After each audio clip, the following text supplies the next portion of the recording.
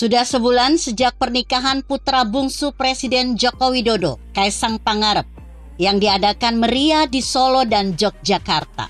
Kali ini publik kembali mendapat kabar yang cukup mengejutkan dari Kaisang, sapaan akrabnya yang dikatakan oleh kakak tertuanya sekaligus wali kota Solo, Gibran Rakabuming Raka.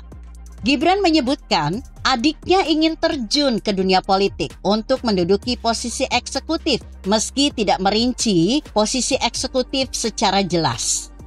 Bukan hanya publik yang kaget mendengar pernyataan tersebut, tetapi sang ayah Presiden Jokowi pun cukup terkejut dengan keinginan Kaisang. Diketahui bahwa Kaisang sekarang ini lebih dikenal sebagai YouTuber dan menekuni banyak usaha bisnis makanan hingga pemilik klub bola Persis Solo. Para partai politik pun merespon keinginan Kaisang sangat beragam. Partai pendukung Presiden Jokowi seperti Golkar, PKB, dan PDIP yang memuji keinginan Kaisang tersebut. Ada juga yang bahkan siap menerima Kaisang menjadi kader partainya. Hal serupa terjadi pada Partai Demokrat yang bukan merupakan partai pro pemerintah. Sedangkan PKS menanggapi keinginan Kaisang ini sedikit berbeda. Ketua DPP PKS Mardani Alisera mengatakan perlu adanya aturan melarang keluarga inti presiden ikut serta dalam pemilu. Dia beranggapan anak seorang presiden pasti akan mendapatkan keistimewaan tersendiri dibandingkan orang lain, sehingga tidak adil bagi orang lain.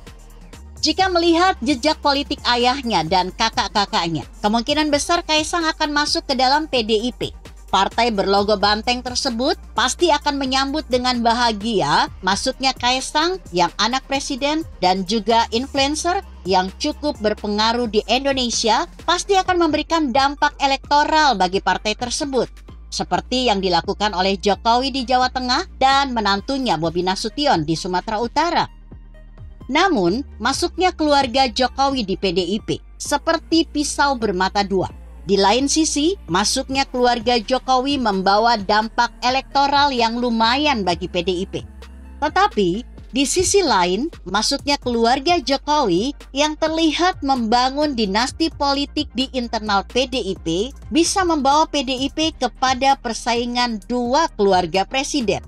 Pertama dari Tras Soekarno, di mana Ketua Umum PDIP sekarang Megawati Soekarno Putri merupakan anak dari Soekarno. Dan ada Puan Maharani yang merupakan anaknya Megawati dan menjabat sebagai Ketua DPP PDIP saat ini.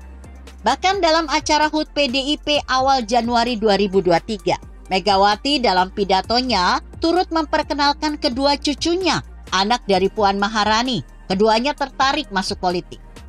Kemudian ada Terah Jokowi yang terlihat adanya Joko Widodo yang masih menjadi kader PDIP.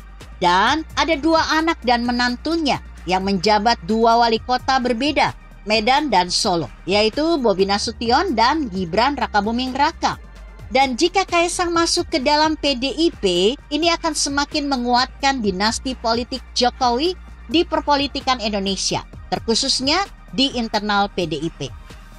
Sebenarnya perselisihan antara kedua kubu ini sudah terlihat pada saat penentuan capres dari PDIP untuk Pilpres 2024, di mana para elit PDIP lebih menginginkan Puan Maharani menjadi capres selanjutnya demi meneruskan Tras Soekarno.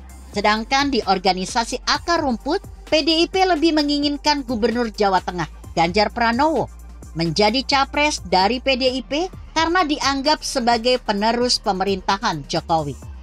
Persaingan ini sempat memanas ketika fraksi PDIP di DPR membentuk Dewan Kolonel untuk mempromosikan Puan untuk dijadikan capres.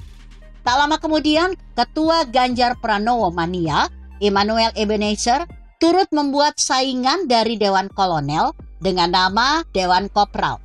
Namun, hanya beberapa hari pembentukan Dewan Kolonel tersebut berimbas pada sanksi internal pada anggota PDIP yang turut serta dalam gerakan itu.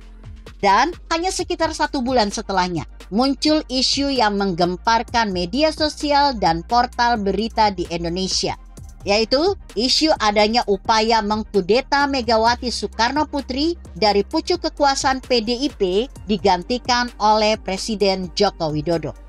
Isu tersebut dikeluarkan oleh tim relawan nasional Koalisi Aktivis dan Milenial Indonesia untuk Ganjar Pranowo, Kami Ganjar. Koordinator Kami Ganjar, Joko Priyoski, akhirnya meminta maaf atas usulan yang menimbulkan kegaduhan di masyarakat. Jika melihat kedua kasus di atas, nampak sudah timbul benih-benih konflik yang terjadi di internal PDIP. Dan bukan tidak mungkin dengan adanya dinasti yang tidak berhenti dari keluarga Soekarno dan Jokowi di PDIP akan membuat perebutan pengaruh di PDIP akan selalu ada di masa yang akan datang. Hal ini bisa bertambah lebih parah mengingat berbeda dengan dinasti keluarga politik yang lain. Dalam PDIP terdapat dinasti dua keluarga presiden yang masih mempunyai basis dukungan yang sangat besar dan loyal di masyarakat, terkhususnya di basis-basis utama PDIP.